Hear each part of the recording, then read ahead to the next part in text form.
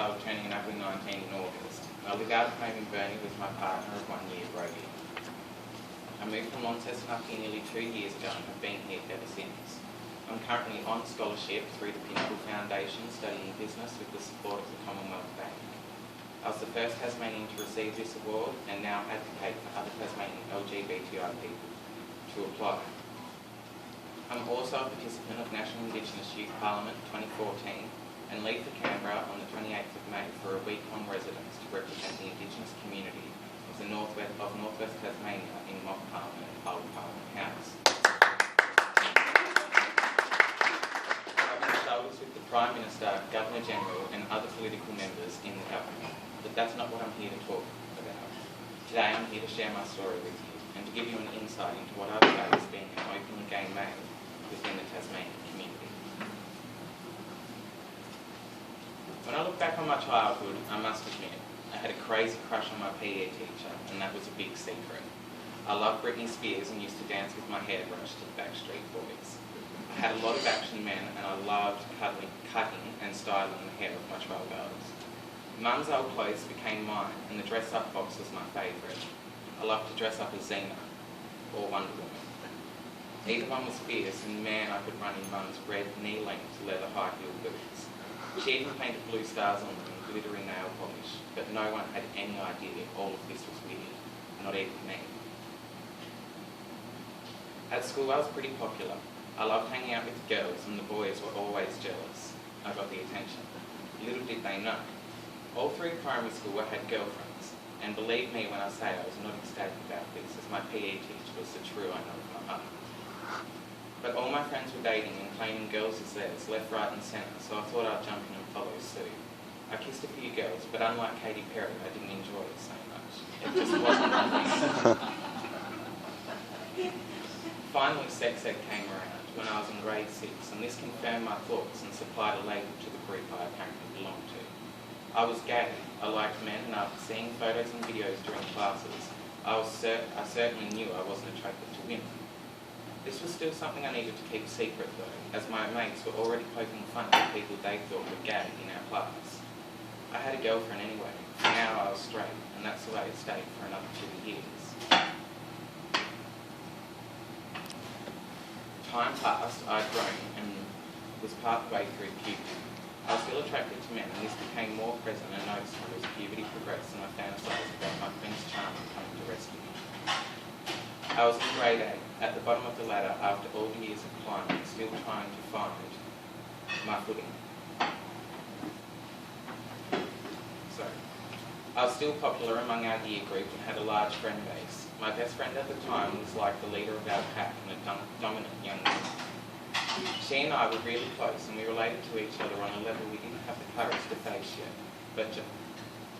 but within a couple of months of thinking of each other and borderline confessing our feelings, she came out and told me she had been seeing another girl from school. What? I knew it. Instantly my fingers scrambled the keypad as I text back, "Oh my god, I'm gay too," and then started hyperventilating. I've always been a drama queen and this moment was no exception. My heartbeat picked up 50 beats a minute, my chest started getting tight and I was feeling instant regret. 1,000 messages followed and I begged for her to keep everything a secret and she gave me her word. She was coming out later that week and I said I supported her 100%. She came out that week and it was on everyone's lips. There wasn't just one but 2 bisexual girls at our school and some boys were pretty stoked. In fact, no one was all that phased and a lot of people mentioned that they already had an idea. Her coming out was so smooth and I could not believe my eyes and ears. I went home, my head was racing around. Could I come out? Would everyone already have their suspicions? Surely they'd all still like me. It turns out I didn't need to worry. My best friend had done the honours for me and broken her promise of keeping it a secret. Just 2 days later I was outed and it happened to open night online where I had no idea. I got to school and everyone was staring and laughing. "Hey faggot," was yelled across the yard and no one was shy confronting me and asking me. I insisted it was a rumour. I wasn't gay, no way. All day in fact, the remainder of the week. That week I spent fighting off the rumours I was gay, insisting it was just a lie. But my best friend had the text messages to prove that I said it, and I just couldn't deny physical evidence. I ended up caving in, disappointed in myself and my identity, admitting to being gay. The news was out across the school, like literally everyone knew I was gay, even my teachers, which made me feel awkward in class. Boys refused to sit next to me, have me on their team or in their group whenever we were in class, making their reasons quite obvious in front of the teacher, who remained closed-lipped. I took from that they didn't know how to respond to the situation, something I feel needs to be better managed at school by all teachers, and that's something I'd like to talk about later. Lunch and recess were horrible, and I actually dreaded the free time I had out in the yard. Food was thrown at me and profanities used, most of which I won't mention for the comfort of your own ears and mine. No actions were taken by teachers, grade leaders, or the principal, despite my numerous complaints of having sandwiches, yogurt, fruit and other food thrown at me, threats of getting bashed, and insults. I couldn't take it anymore, and my only option was to stop going to school. I didn't feel safe and I wasn't comfortable. My best friend had ruined everything with a few simple words. All my friends' perceptions had changed and I had no one. I couldn't tell Mum and Dad what was happening because they didn't know, and my brother, who had heard the rumours, didn't want to speak about it because he didn't understand. I began wagging in school and instead spent my days in the park down the road from school, smoking cigarettes and occasionally getting drunk. Those occasions became more frequent and eventually I found myself getting stoned. I had no one, and being off my head was the only way I felt comfortable. For that moment I wasn't gay, I was just Caleb. I had no labels and I had no feelings. I was numb, and that's the way that I liked it. With this newfound crutch to lean on came a lot of changes, and Mum and Dad were the first to pick up on it. I was rebelling. I hated the system for hating me, and I was taking everyone down with it. It began getting too much. I was taking money from my parents, unbeknown to them, to buy alcohol and drugs, sneak out of my window and meet up with friends on school nights to run amok and cause as much havoc as we could. I let loose, and that was my way of dealing with it. Mum and Dad were left wondering what had happened to their son. Eventually, my dad rang my biological mum, who lives in Devonport, and asked if she could take me in. He couldn't do it anymore. I wasn't going to school, money was going missing. I was constantly hungover, and he'd just had enough. He had tried and just couldn't do it. I wouldn't let him in, and I felt I couldn't let him know. Mum was up to get me the next day, and within a week I was enrolled with a Christian college, and that was a shock to the system. On a constant basis, I was reminded that homosexuals were dirty, and only those who were evil do such a thing. Meanwhile, I was trying to come to terms with the rejection of my identity in Launceston, at school and in the community. This private school thing wasn't doing it for me, and tormented me more than my former high school did back home in Launceston. Mum didn't understand it either, and the only person who really did was me. I fell into a deep state of depression and didn't eat or talk for 2 days before telling Mum I was moving back to Launceston, with or without her help. I moved back home apologising to Dad for my behaviour, and it wasn't until about 2 weeks later when we were out on the balcony that I told him I had something I needed to tell him. All ears opened as he listened to what I said, his expression changing the entire time. He butted out his smoke and walked inside, saying only okay. I stayed sitting out in front of his son, and my mum and my stepmom walked out telling me her and Dad still loved me all the same.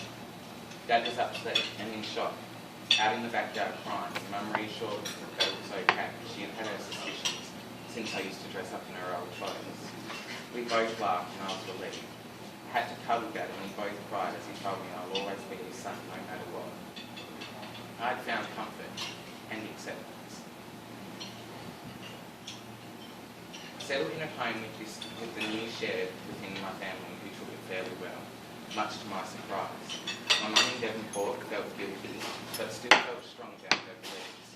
As we chatted and I was able to explain things to Mum, Mum began to understand and started to question the religion she had been following for many years of her life. Things were on the look up until Dad mentioned I'd have to go back to school in the new year. I'd be grade 9 with 2 years left of high school before moving on to college, and with the support of my family, I wasn't going to let anyone get me down. The first day back at Brooks came around quicker than I expected, and I was so nervous I felt like getting sick. I walked onto the property and across to the toilet for my cradle and was greeted with, "Holy shit, the faggot's back. Cover your assholes, boys." I smiled and walked in, waiting for the classroom doors to open. I'll admit it hurt and dampened my spirits, but I reassured myself I would get through this and make up for a missed year. I found friends fast. The girls returned and all wanted to be my friends again. I was the gay best friend that every girl wishes they had, and this began to keep me safe as the girls threatened to break up with their boyfriends if they kept carrying on. It was hard, but with perseverance I got there, and year 9 was complete.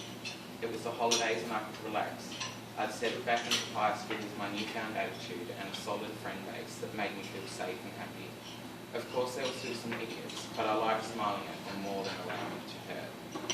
I was confident year 10 was mine. With that attitude, I took the year by the horns and rode it until the end, graduating in 2011. High school years were most certainly the years where I faced the most discrimination. After leaving and beginning college, life became easier and was a lot more me than what high school was. My story gets better from there on in, but with all of this said, I'm here to send a message, and that is the need for education across the board on sexuality and gender identity so that the community has a more solid understanding of the topic and not a fear of the unknown. But that is all they are really scared of. Today I'm here supporting Working It Out for doing exactly what needs to be done in our communities. And thank you for coming along and supporting the fight against homophobia, transphobia and biphobia at Working It Out's IDAHO breakfast.